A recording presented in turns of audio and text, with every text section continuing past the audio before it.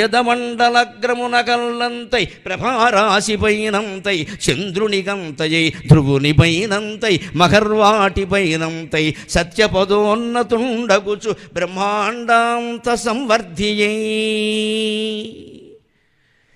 అద్భుతంగా విక్రమించాడు. ఈ పోతన గారు రాసిన ఈ పద్యంలో విశేషం ఏమిటో తెలుసా?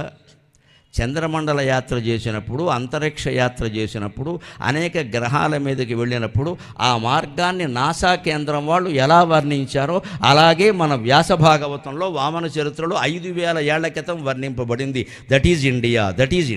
తోయద మండలం, ఆ పైన చంద్రుడు, ఆ పైన నక్షత్రాలు, ఆ పైన ఇతర మండలాలు. ఇవి 5000. పోతన గారు చెప్పడం కాదు, పోతన గారు 15వ శతాబ్ది, వ్యాసుడు 5000 ఏళ్ల క్రితం చెప్పాడు. వ్యాస భాగవతంలో ఉన్న విషయాన్ని కదా పోతన గారు చెప్పింది.